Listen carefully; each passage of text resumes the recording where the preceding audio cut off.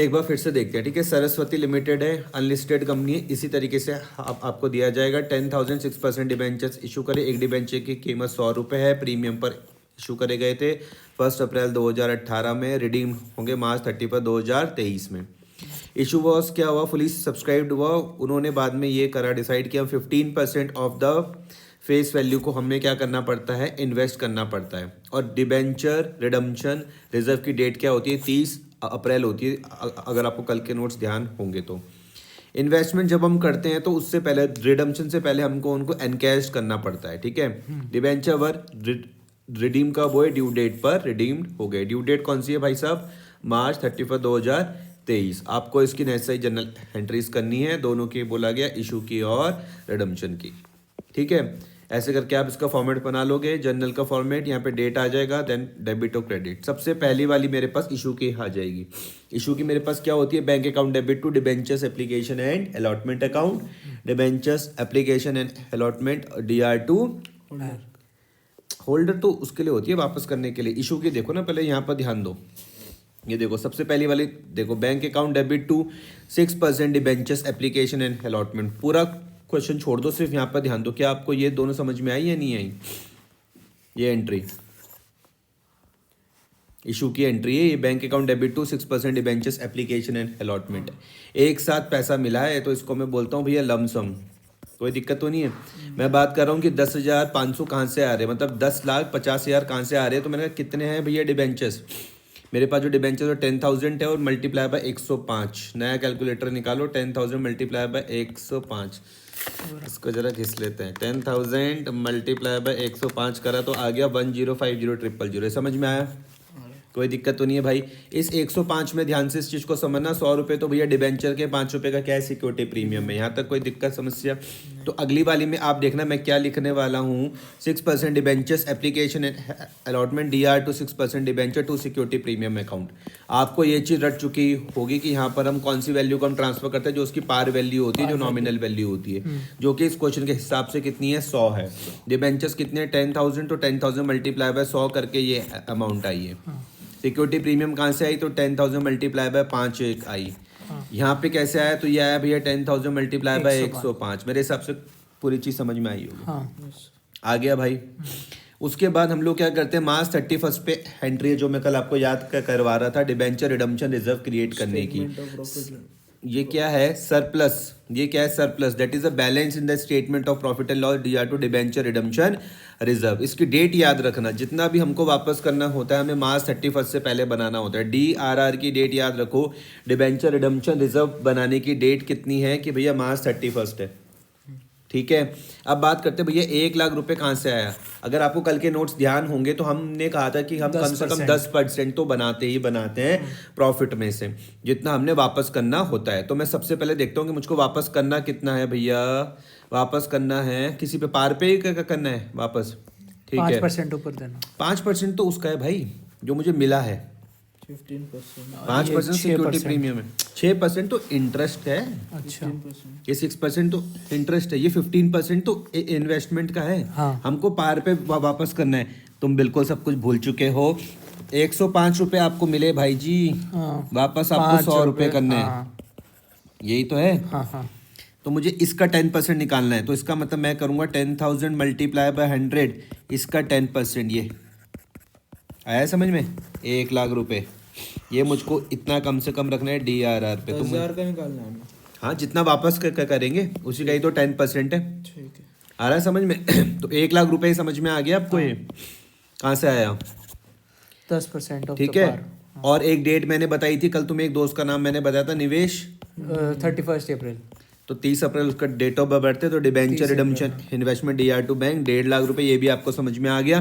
10,00,000 रुपये भैया वापस करने थे, इसका भैया 15% हमने इन्वेस्ट कर दिया। और ये हम 30 को ही करेंगे, 30 तक अप्रैल तक, ठीक है। दोनों की डेट याद आ रही है, मार्च 31 इसका याद आ रहा, अप्रैल 30 इसका याद आ रहा है। अब भैया जब अब आप उस समय में पहुंच जाओ जिस समय आपको वापस करना है, उस टाइम पर पहुंच जाओ जब आपको क्या करना है, डिबेंचर वापस करना है। तो वो समय कौन सा है, मार्च 31 2023। वो समय कौन सा है, मार्च 31 2023 का समय। समझ में आया। इससे पहले ध्यान से समझो, कहानी बड़ी ही सिंपल है। क्या कह रहे हैं वो, हमें क्या करना है, इन्वेस्टमेंट करना है। कितना करना है भैया? 15% इन्वेस्टमेंट कर दिया, और जब वापस करने का टाइम आएगा, मतलब रिडीम करने का जब टाइम आएगा, हाँ।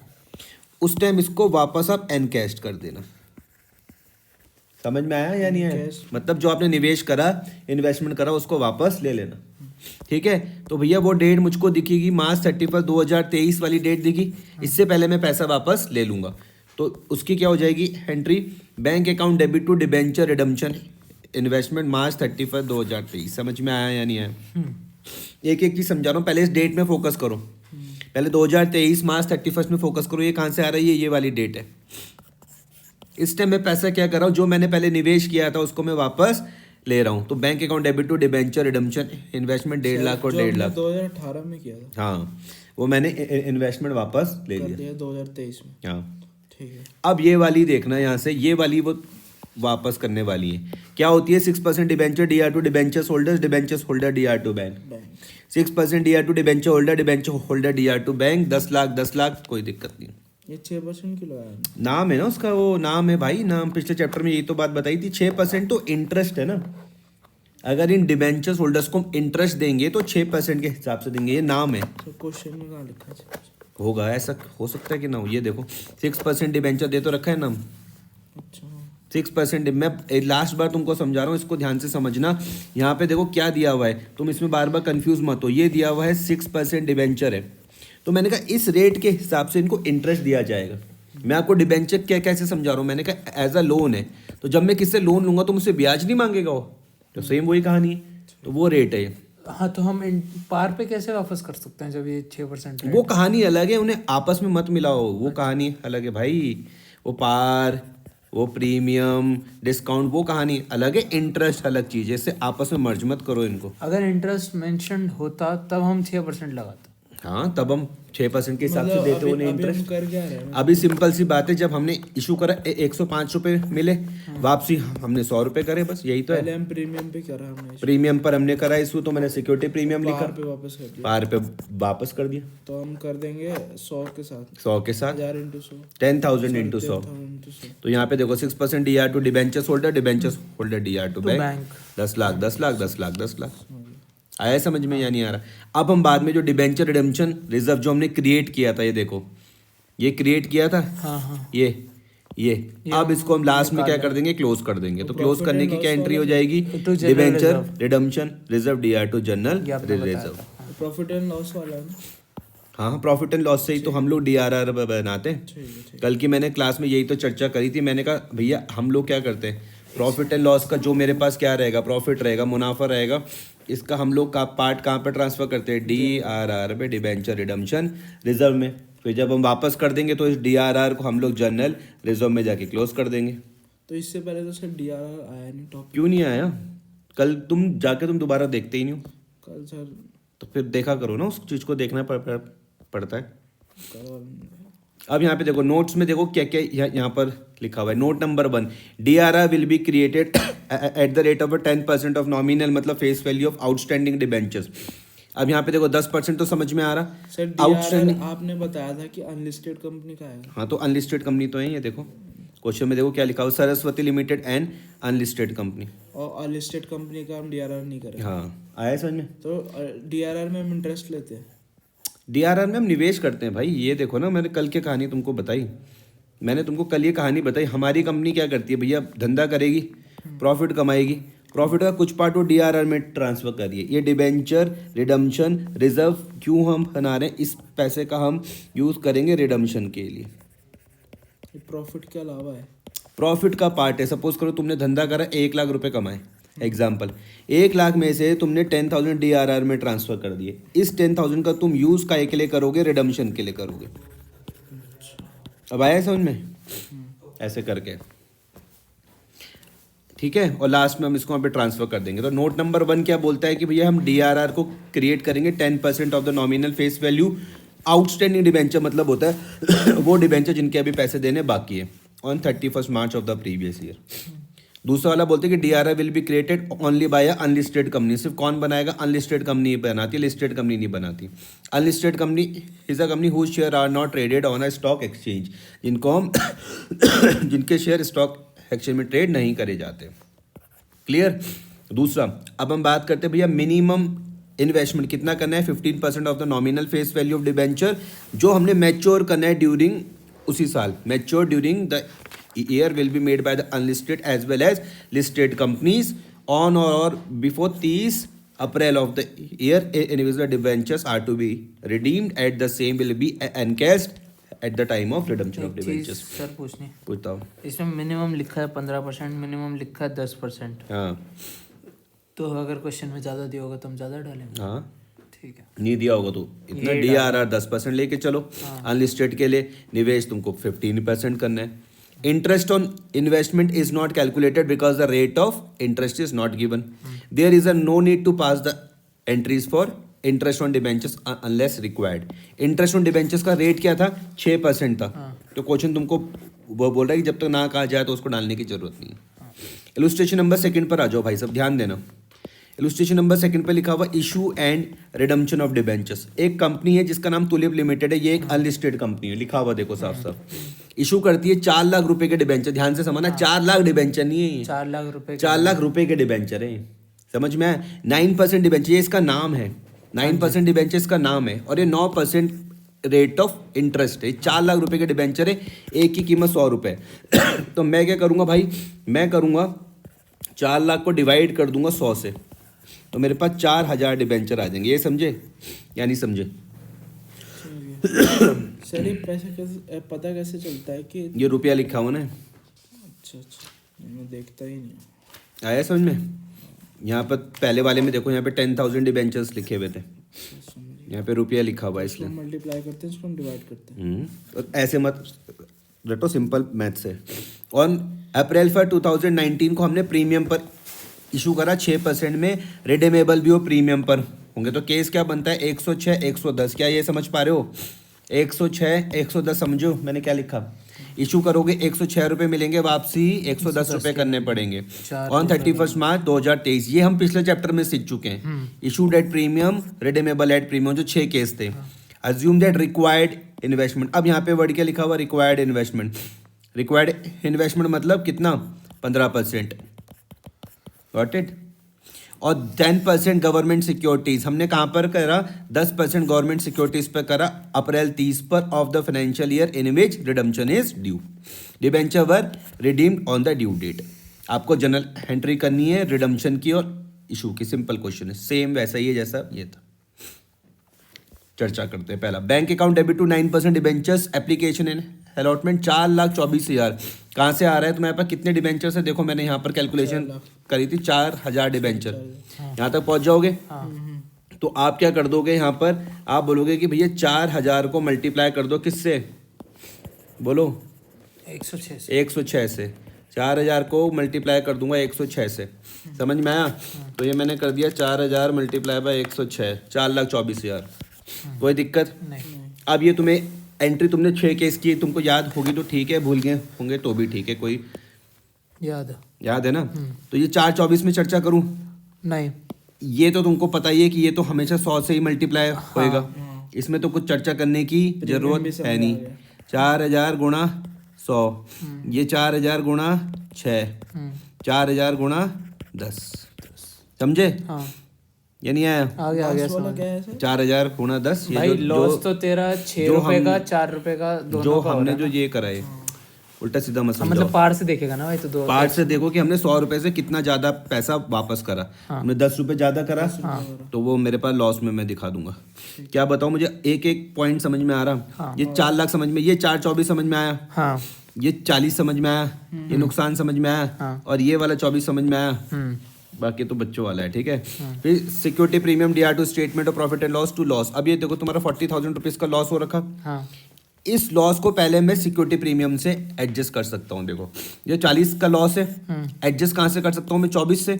बाकी को मैं कहाँ पे ट्रांसफर कर दूंगा, statement of profit and loss में। ये मैं पहले बहुत बार चर्चा तुम्हारे साथ कर चुका हूँ इस एंट्री की। जब मैंने 6 केस भी करवाए थे उस टाइम भी मैंने ये चीज समझाई थी। 40 का जो तुम्हारा नुकसान हुआ है उसको आप पहले इस वाले सिक्योरिटी प्रीमियम से एडजस्ट कर दोगे। 16 को तुम कहाँ पे ट्रांसफर कर दोगे, statement of profit and loss. तो उसमें सिक्योरिटी प्रीमियम हमें मिला है ना? 24,000 हाँ। वापस जो 6 रुपये फालतू मिले थे। हाँ, ठीक। अब ये DRR क्रिएट करने की है, इसमें फिर से चर्चा करने का कोई फायदा नहीं है, सेम कॉपी पेस्ट पॉइंट है जो हमने पहले करा। Surplus statement in balance in the statement of profit and loss DR to debenture redemption reserve कितना करते हैं 10% nominal value of debentures outstanding. इस वर्ड को ध्यान से समझना, जो भी पैसा देना जिनका बाकी है तो 4 लाख का देना बाकी है तो 4 लाख का 10% निकालूंगा 40,000 आ जाएगा, कोई दिक्कत तो नहीं है। उन्होंने बोला रिक्वायर्ड करना तो रिक्वायर्ड 15% होता है। अप्रैल 30 तुम ये समझ के 4 लाख का तुम अगर 15% निकालोगे तो क्या आ जाएगा 60,000। हाँ मैं समझा नहीं। ये सेम है, ये वाली आई भाई, ये तो DRR में डाल ये रहा वाली है आई डिबेंचर 10%। रिडम्पशन रिजर्व वाला, समझ में आया? ये इन्वेस्टमेंट इन्वेस्ट की कर रहा है 15%। अच्छा ठीक है, और उससे पहले पैसा निकालेगा वापस भी तो ले लेना, 4 लाख शेयर्स उससे पहले पैसा वापस भी ले लेना। अब देखो जो चेंजेस है मैं तुमको वो समझाता हूँ। Bank account debit to debenture redemption investment पहले भी था, सिर्फ चेंज ये है, जो नई चीज आ रही वो ये है यहाँ पर, समझ में आया? देखो यहाँ तक की कहानी तो पिछले वाले क्वेश्चन में भी थी, हाँ थी या नहीं थी? मैं बात करता हूँ कि यार ये कहाँ से आ रहा है ये समझाओ। तो देखो क्वेश्चन में आ जाओ, लिखा हुआ अज्यूम दैट रिक्वायर्ड इन्वेस्टमेंट, मतलब कितना 15%, ये समझ पा रहे हो? हमने करा 10% गवर्नमेंट सिक्योरिटीज पर करा, 10% गवर्नमेंट सिक्योरिटीज पर करा, कब करा? अप्रैल 30 पर। ध्यान से समझना। तो सबसे पहले मैं बात करता हूँ रिक्वायर्ड इन्वेस्टमेंट की। सबसे पहले भाई मैं किसकी बात कर रहा हूँ? रिक्वायर्ड QUI रिक्वायर्ड इन्वेस्टमेंट, वो होता है कितना? 15%। तो मैंने निकाल दिया भैया 4 लाख का 15%, ये मेरे पास आ गया 60,000। यहाँ तक समझ में आ रहा? और जहाँ पर मैंने निवेश किया है वहाँ से मुझको मैंने 10% गवर्नमेंट सिक्योरिटीज़ पर करा, इसका मतलब मुझको 10% इंटरेस्ट मिलेगा भाई। इसका मतलब मुझे 10% इंटरेस्ट रिसीव्ड होगा। क्लियर हुआ? तो मैं 60,000 का 10% निकालूंगा, 10/100 मल्टीप्लाई बाय 11/12। एक एक चीज़ को समझा रहा हूँ, ध्यान से समझना। 60,000 का 10% मल्टीप्लाई बाय 11 डिवाइडेड बाय 12। सुनो साहब रुको यहाँ पे देखो, पहले मुझको बताओ क्या 60 तक में कुछ बताना है? 60 समझ में आया या नहीं आया? ये 4 लाख समझ में आया? 4 लाख तो 15% आया, 60,000 समझ में आया? 60,000 किया तुमने 10% गवर्नमेंट सिक्योरिटी में, तो ये मैंने उसका रेट लिखा। तुम्हें सिर्फ ये चीज़ समझना है कि ये कहाँ से आया, 11/12 क्यों लिखा मैंने। बाकी मुझे लग रहा है तुम्हें येलो वाला सबको समझ में आया होगा। तुम्हें 11/12 समझना है, क्योंकि मैंने अप्रैल 30 में निवेश करा। निवेश की तारीख क्या थी? अप्रैल 30 से लेके 31 मार्च तक तुम कैलकुलेट करोगे तो 11 महीने आएंगे। आया है समझ में? आंसर क्या आ रहा? 5500। नहीं आया समझ में? आया? तो ये देख लो, एक बार दिखा दो। ये 5500 समझ में आ गया? एक बार उस स्क्रीन पे वापस जाना। ये लो, एक तो 60,000 आ रहा है 15% से। ये तो मैंने 60,000 रुपये का इन्वेस्टमेंट किया, ये समझ में आया? हाँ। 60,000 रुपीज़ का। उसमें मुझे 10% वो मिल रहा था इंटरेस्ट। ये 11 महीने समझ में आया, क्योंकि मैंने अप्रैल 30 में निवेश करा, यहाँ से लेके यहाँ तक 11 महीने, तो 11/12 से मैंने इसलिए मल्टीप्लाई करा। ठीक है। आ गया? 60,000 × 10 × 11/12। 11/12 समझ में आया ना क्यों करा? अप्रैल 30 में करा था क्योंकि। तो ये 5500 समझ में आ गया। बाकी ये इसमें तुम तेज हुई इन दोनों में, ऐसा मुझे मानना ही पड़ेगा। 9% डिवेंचर्स हो गया, premium on redemption of debenture to debentures holders, फिर debentures holder DR to bank 440, और लास्ट में हम डिवेंचर रिडम्पशन रिजर्व को कहाँ पे ट्रांसफर करते हैं? जनरल रिजर्व में। और ये जो हमको इंटरेस्ट मिला, इंटरेस्ट याद रखना, तो वो भी प्रॉफिट में जाएगा। क्योंकि इंटरेस्ट जो हमको मिलता है ना भाई, याद रखना, मैं बार बार तुमको रोज ये चीज़ समझाता हूँ कि जो इंटरेस्ट रिसीव्ड हुआ आपको, ये कौन सा है अकाउंट? नॉमिनल अकाउंट है, और नॉमिनल हमेशा statement of profit and loss में ट्रांसफर होते हैं। Statement of profit and loss में क्या होता है? चाहे N+ हो चाहे N- हो। हाँ, समझ में आया? ये 11वीं में आपने पढ़ रखा है। इंटरेस्ट हमने 11 महीने के लिए कैलकुलेट करा। इलुस्ट्रेशन नंबर 3 पर आते हैं भाई साहब, चर्चा करनी है कुछ? नहीं, बाकी तो इलुस्ट्रेशन नंबर 3 पर आते हैं। स्टेट बैंक ऑफ इंडिया, वो ये उस 5 जिन्होंने नहीं बनाया था, हाँ, DRR 20,000 रुपए के थे, 20,000 रुपए के नहीं, 20,000 डिबेंचर है, 6% डिबेंचर है। ये 6%, ये ना इसका नाम है भाई पूरा। ये 6% हो गया ROI, रेट ऑफ इंटरेस्ट। 50 रुपए का एक है, प्रीमियम 8% था। जून 30, 2015 को करा हमने। रिडीमेबल होंगे जून 30 2023 को। इशू वाज फुली सब्सक्राइब्ड हो गया, सारे पैसे मिल गए, एंट्री इशू और रिडम्पशन दोनों के डाल बहुत दिए। ईजी है। ठीक है, bank bank account debit to debentures application application allotment. ये पैसा कहाँ से आया होगा? कितने डिबेंचर थे? 20,000 मल्टीप्लाई बाय 50% का, इसमें तो ज़्यादा एंट्री नहीं होगी, डीआरआर का है ही नहीं। 50 मल्टीप्लाई बाय 8% मतलब 4 मल्टीप्लाई बाय 54। ये समझ पा रहे हो? 4 एंट्री हैं इसमें। समझ पा रहे हो हाँ। कि क्यों हो रही है कम? 2 इशू की 2 debenture to debenture holder 50,000 multiply by 54 कितना? अरे ये क्यों आ रहा है इतना? अच्छा 20,000 है ना, सॉरी 20,000 मल्टीप्लाई बाय 54 10,80,000 10,80,000। ये समझ में आया? 54 आया? हाँ। डीआरआर नहीं आएगा, डीआरआई नहीं आएगा और तुम कर लोगे। इजी है। एप्लीकेशन डीआर2 ये security bank premium to debenture application to debenture 6% debenture डीआर2 debentures holder debentures holder holder to डीआर2 बैंक। हाँ, चर्चा 4 करो, ही तो एंट्री नहीं। नहीं ये समझ आया। नोट पढ़ लेते हैं। एज पर सेक्शन यहाँ पे लिखा हुआ 71(4) पे लिखा हुआ, जो इसका रूल है ये याद करने की जरूरत नहीं है, बस ये याद रखना कि banking company is not required to create debenture ये रिडम्पशन आ जाए पेपर। रिजर्व। अब banking company is exempted from investing 15% investment. ये भी नहीं करना, डीआरआर भी नहीं बनाना। लिस्टेड कंपनी है, बैंक कंपनी है। अब हम दूसरा करते हैं, इलस्ट्रेशन नंबर 4। अप्रैल 2018 की बात है। गोदरेज लिमिटेड ये एक लिस्टेड कंपनी है, इसको भी नहीं बनाना होता। अरे रुक जाओ, लिस्टेड कंपनी है, इसको भी नहीं बनाना होता। 20,000 डिबेंचर से 8% डिबेंचर्स दिया हुआ है। 8% क्या होता है? ROI होता है, इसका पूरा नाम है। एक डिबेंचर की कीमत 100 रुपये, डिस्काउंट पर इशू हो रखे 4% के, लॉस ऑन डिवेंचर। और रिडम्पशन काय पर हो रखा? प्रीमियम पे 5 साल बाद। ये कर लोगे ना? 6 केस में से 1 केस है, ये तो पुराने वाले केसेस खोल के देखना। इशू तुम्हारे पास फुल सब्सक्राइब्ड है, डिबेंचर को हमने रिडीम कर दिया ड्यू डेट पर, आपको नेसेसरी एंट्री डालनी है, कर लोगे आप? ठीक है कर लेंगे, बहुत ईजी है, पक्का? पक्का। आज करेंगे चलो। Note there is a no requirement of creation of a DRR in case of a listed company. However, such companies are also required to make a minimum investment of 15% of debentures. Important. Board भैया DRR तो नहीं बनाना, लेकिन भैया investment करना है 15% का। ठीक। समझ में आ रहा? इन्वेस्टमेंट दोनों को करना है। Debenture reserve interest. ठीक है, तो जहाँ पे तुम इन्वेस्टमेंट वाला पॉइंट आ जाएगा, देखो DRI वाला जो तुम्हारा पॉइंट आएगा, यहाँ पे लिख लेता हूँ कहीं पर। 5th वाले में है अनरजिस्टर्ड होगा। देखो DRI याद है, अंगड़ाइयाँ लेती DRI, फिर सुस्ती मत फैलाओ यहाँ पे। DRI डिवेंचर रिडम्पशन इन्वेस्टमेंट दोनों ये करेंगे, चाहे भैया वो लिस्टेड हो चाहे वो अनलिस्टेड हो। मतलब डिवेंचर रिडम्पशन इन्वेस्टमेंट दोनों ही कंपनी करेंगे, चाहे वो लिस्टेड हो चाहे अगर वो मेंशन अनलिस्टेड है हो। तब, ठीक है, मेंशन नहीं है तो नहीं होगा। ठीक है। हाँ। DRI नहीं बनेगा, लेकिन DRI दोनों करेंगे। अगला क्वेश्चन आ जाओ। 4th हो गया। लिस्टेड कंपनी में mention अल्फा है तो लिमिटेड आ जाओ, अनलिस्टेड आ गई, चलो आ जाओ। अल्फा लिमिटेड अनलिस्टेड कंपनी है, 10,000 डिबेंचर्स है, 8% डिबेंचर्स ऑफ 100 ईच है, each due on redemption on 31 मार्च 2024 है। डिबेंचर इसमें रिडम्पशन direct रिजर्व। देखो अब ना redemption की इसमें देखो, entry अब सुनो, इसमें देखो पहले से आपको बैलेंस दिया हुआ, हाँ। पहले से यहाँ पर बैलेंस दे रखा है 31 मार्च 2023 को। लेकिन मैं देखता हूँ कि मुझे कितना चाहिए बैलेंस ना। मुझको चाहिए कितना? 10,000 है मल्टीप्लाई बाय 100 और इसका 10%, मुझे चाहिए 1 लाख। समझ में आ रहा? 10% क्यों सर? अरे भाई डिबेंचर रिडम्पशन अच्छा, रिजर्व 10% तो बनता है, 10%। तो भैया मुझको 1 लाख चाहिए। हाँ। 1 लाख में से पहले से 40,000 तो मेरे पे हैं पड़े हुए, तो और कितने करेंगे? 60,000 करेंगे। It was decided to invest the required amount towards the debenture redemption investment. ये रिक्वायर्ड अमाउंट क्या होती है? 15% होती है। ठीक है, इन्वेस्टमेंट बस रियलाइज एट 104% लेस 0.5% ब्रोकरेज। देखो हमने जहाँ पर भी निवेश किया, इसको बस ये समझ लो, ये इसमें नया पॉइंट है, यहाँ पे ध्यान देना, बाकी तुमको सब आता है। जहाँ पे तुमने निवेश किया, सपोज को तुमने कहीं पे 100 रुपये निवेश किया, कितने रुपए करा? 100 रुपये। मिले तुमको 104 रुपये, लेकिन उसमें से 0.5 ब्रोकरेज का कट गया, तो तुमको 103.5 मिला होगा।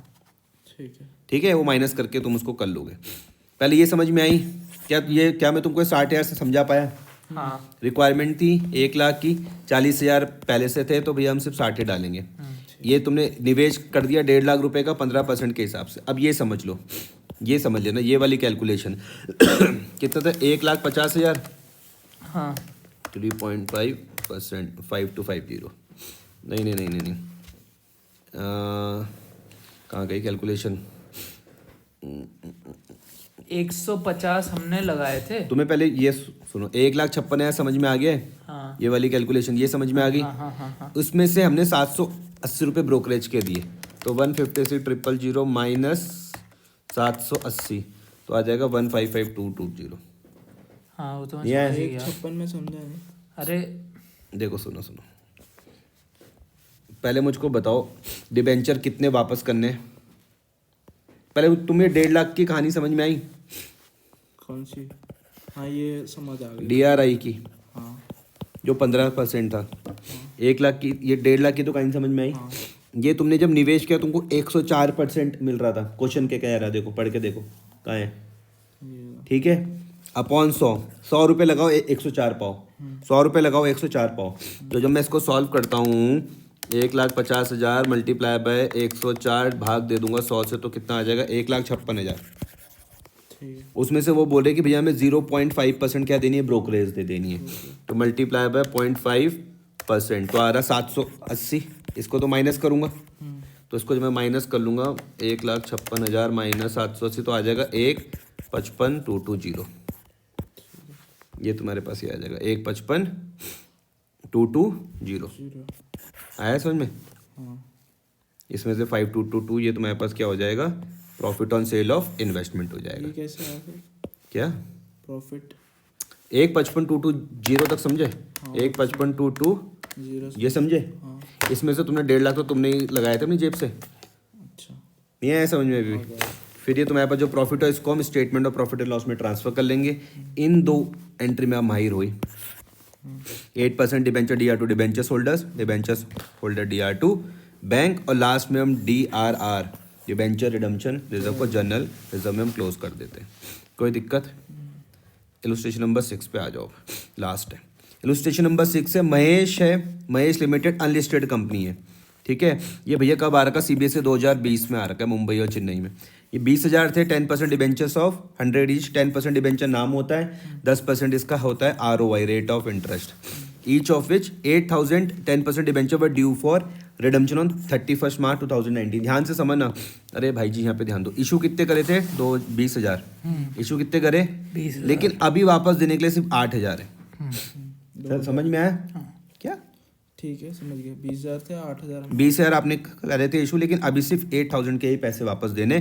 10% debenture were due on redemption 31 मार्च 2019। तो कंपनी ने क्या करा? कंपनी के पास बैलेंस है पहले से पड़ा हुआ 1,40 का DRR पे, 1,40 का उसके पास पहले से कंपनी के पास बैलेंस है पड़ा हुआ। समझ में आ गया? तो मैं देखता हूँ मुझे चाहिए कितना। 8,000 हो गया, 8,000 को मल्टीप्लाई कर दूंगा 100 से, मल्टीप्लाई कर दूंगा 10%, तो 80,000 चाहिए मुझको। 80,000 तक बात समझ में आई या नहीं आई? नहीं आई भाई? DRR कितना चाहिए आपको? मुझको ये बताओ। Debenture redemption reserve 10%। आपको चाहिए डिबेंचर रिडम्पशन रिजर्व चाहिए कितना? 10% चाहिए भाई। वापस आपको करना है 8,000। 8,000 मल्टीप्लाई बाय 100 कर सकता हूँ, टोटल हमारा 8 लाख हो जाएगा। 8 लाख का 10% कितना हो गया? 80,000। अब समझ में आया? हाँ लेकिन ऑलरेडी बैलेंस जो है पड़ा हुआ, ऑलरेडी बैलेंस है कितना? 1,40 का। तो क्या मुझे बनाना है? नहीं। जब ऑलरेडी है पर पड़ा हुआ तो मैं क्या करूँगा बना के? हाँ आ जाओ फिर, आ जाओ पहले, ठीक है? 1,40 आपके पास डिबेंचर रिडम्पशन रिजर्व में पड़ा हुआ है ऑन 31 मार्च 2018 से। कंपनी ने इन्वेस्ट कर, आप बताना रिक्वायर्ड अमाउंट कितनी होगी? कंपनी ने इन्वेस्ट करने के लिए रिक्वायर्ड अमाउंट कितनी होगी? 1,40 तो है कंपनी। 15% बोलो, 15%। क्लियर हो रहा? वो DRR है, कंफ्यूज हो रहे हो तुम, कंफ्यूज हो रहे हो भाई। भाई DRR अलग है, डिबेंचर रिडम्पशन रिजर्व है, और ये DRI डिबेंचर रिडम्पशन इन्वेस्टमेंट। एक साथ मर्ज मत करो। DRR के लिए 10% की कहानी हम चला रहे, DRI के लिए हम 15% की कहानी चला रहे। ठीक है। ठीक है, आगे बढ़ते हैं। DRI में 1 अप्रैल 2018 को किया हुआ देखो निवेश। अब कंफ्यूज मत हो ना, यहाँ पे 11 महीने मत लेके चल जाना कहीं, ना यहाँ 12 लगेंगे। क्योंकि 1 अप्रैल 2018 है। आपने बताया था नए से जनरल एंट्रीज, इन्वेस्टमेंट अप्रैल 30 तक कर सकते हैं, तो लेकिन पूरा इस महीना बार 1 अप्रैल 2018 दिया हो तो पूरी कहानी चलेगी। ठीक है भाई, अब यहाँ पे देखना ध्यान से। कितना था? 80,000 था, जिसमें से 41 ऑलरेडी है। यहाँ पे समझना, पूछ लो। सुनो।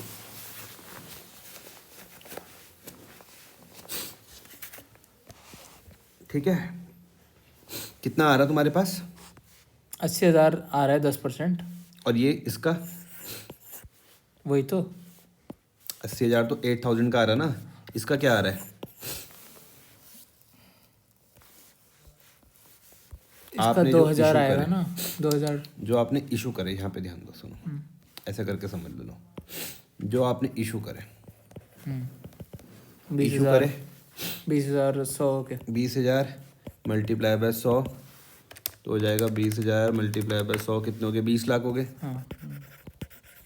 Debenture redemption reserve eight the rate 10% बनना चाहिए। 80,000। तो 20 लाख का 10% कितना हो जाएगा? 2 लाख हो जाएगा। ऑलरेडी कितना पड़ा हुआ? 140। रिक्वायर्ड कितना है? और 80 60,000। 60 सॉरी। आई बात समझ में? हाँ ठीक है। तो पहली वाली एंट्री तुमको समझ में आ जाएगी। हाँ, 60,000 सरप्लस स्टेटमेंट और प्रॉफिट लॉस 60। इन्वेस्टमेंट कितना करना होता है? 15%। हाँ। जितना वापस करना है, हाँ। जितना हमने वापस करना है उस साल में। हमने देखो टोटल भले ही ये था 20,000 करे थे इशू, लेकिन अभी से वापस कितना करना है? 8,000। हाँ। तो मैं निवेश भी इसी के हिसाब से करूंगा, DRI के हिसाब से। मैं बोलूँगा 8,000 मल्टीप्लाई बाय 100। ध्यान से समझना, हाँ 8,000 multiply by 100 multiply by 15%। 8,000 multiply by 100 15%। 1,20,000 मुझको निवेश करना पड़ेगा। ठीक है, ये 1,20 की कहानी समझ आई, 60 की कहानी समझ में आई। आ गई। वापस करने से पहले पैसे वापस ले लेना। फिर 10% डिबेंचर DR2 डिबेंचर होल्डर और debenture holder DR2 bank. Bank. कर लोगे इतने? बस 6 क्वेश्चन तो कर लोगे? कर लेंगे। और करूँ? ना बस फिर दिमाग में